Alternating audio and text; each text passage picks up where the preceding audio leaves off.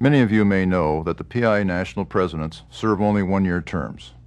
That's why I feel fortunate that my term occurs as PIA marks its 75th anniversary year. We have plenty of reasons to mark PIA's 75th birthday. We're celebrating by doing things that will help all PIA members grow their businesses. Starting in 2004, PIA is experiencing net membership growth for the first time in 17 years. In 2005, 22 PIA affiliates were honored for growing their membership.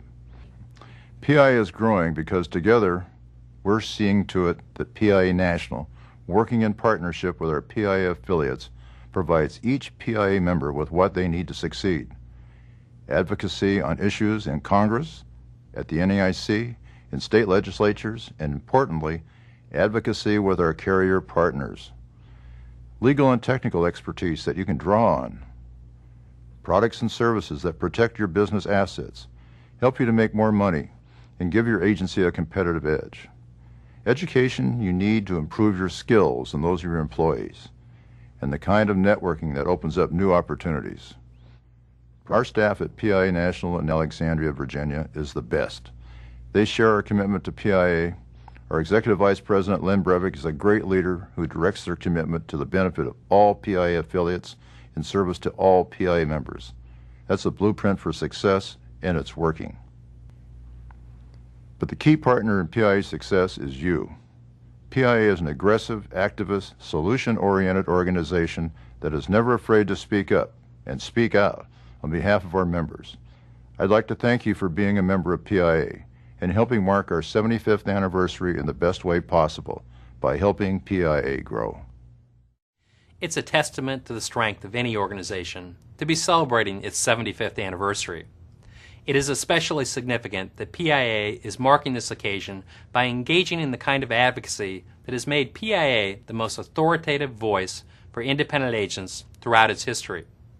If there's one word that sums up PIA's grassroots advocacy, it is involvement.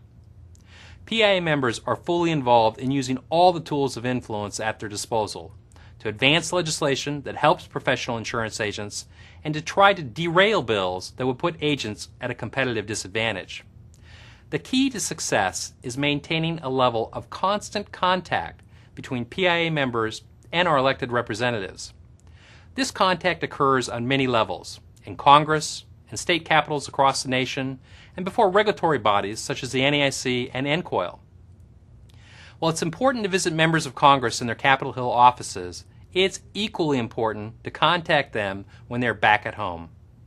That's why PIA is designating the entire month of August as PIA's Political Involvement and Advocacy Month, and August 9th as PIA's District Lobbying Day. Capitol Hill in your backyard. Of course, each year, the highlight of PIA's federal grassroots advocacy is the annual PIA Federal Legislative Summit, held here in Washington, D.C. For those of you who haven't yet attended a PIA Federal Legislative Summit, here's a look at some of your fellow PIA members in action. Each year, PIA members come to Washington, D.C. for the PIA Federal Legislative Summit. They meet with their senators and representatives, those with whom they may agree, and those with whom they may disagree. I'm so glad you're going to Thank you so much. Well, when the PIA members come to Washington to visit with their senators and their representatives, they need to come in and try to work with them and not work on them. That usually works a lot better. But they ought to look for compromise and certainly for consultation and cooperation wherever possible. This is a very difficult town. There are a lot of difficult issues.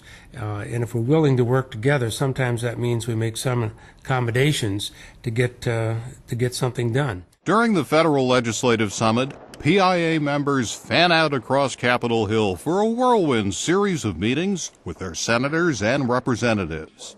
They're fully armed with position papers and talking points.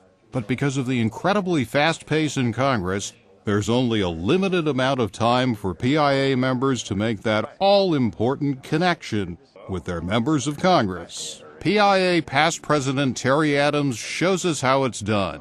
during this meeting with Representative Greg Walden of Oregon. First, my name's Terry Adams. Yes. And last December, you said some very kind words in the congressional record, and I want to thank you. You're welcome. You're more than welcome. Thanks for your service.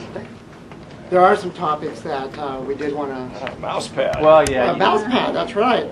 And also, there's a slick here that says local agents serving Main Street America. And that is the logo for PIA now. Sure. And we're very proud of that. PIA supports regulatory modernization. Absolutely. The part that goes with that is the optional federal charter. That has just been introduced in the Senate yesterday at noon. Okay. We are adamantly opposed to the optional federal charter. All right. And you were with us on that last year and the year before, so I assume that that you're going to still be there with us. The points, though, are that we do believe in state regulation of insurance. We do not believe the federal government has that role, and that it's served much better at the state level than it is at the federal level. The most recent PIA Federal Legislative Summit saw some very timely PIA advocacy. A bill that PIA adamantly opposes, calling for optional federal charters for insurers, was introduced less than 24 hours before the start of the summit. Don Flanders, chairman of PIA's Regulatory Affairs Committee, met with the bill's prime sponsor, Senator John Sununu of New Hampshire, to inform the senator that PIA opposed his bill and that PIA agents were meeting that day with lawmakers on Capitol Hill, urging that they kill his bill.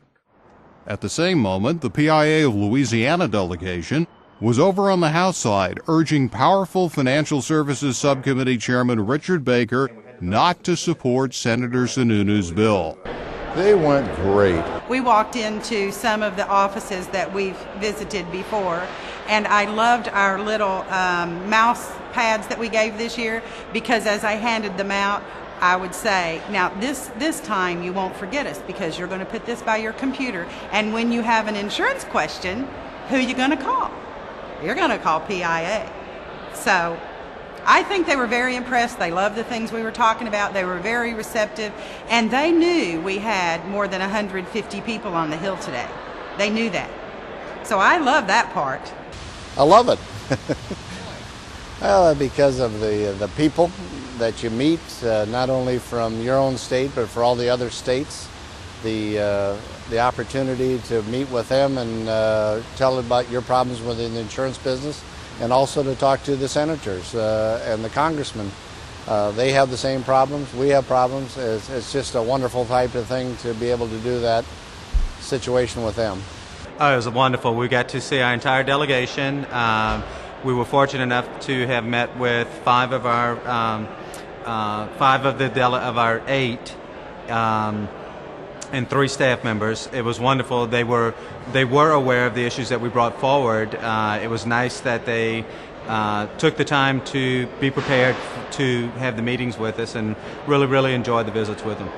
It was amazing how open they were for us, and there was good response to our issues that we had. In fact, there was a couple of them that were really right on top of the issues, and they were shaking their head. Everything we were saying we needed to have, we were looking for. So it was great. It really was great. I think we owe it not only to ourselves as business people, I think we owe it to others in our industry. Someone has to fight the battles on a daily basis for us. Staff does a great job, exceptional job here at National. But you have to take into account the fact that we are the people living with the laws that are made here on a day-to-day basis.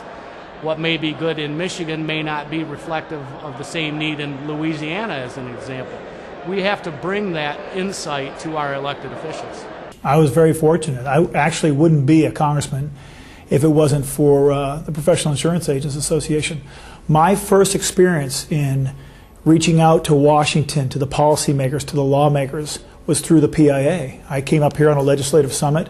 I had a chance to interact with a lot of the congressmen and the senators, fell in love with it, and then eventually went on to night school, became a lawyer essentially, and so my initial blush was through PIA. It really, I got the bug. They have told us they rely on the PIA and Pat Borowski, Senator Hagel, and especially Ben Nelson for information when they're looking at bills.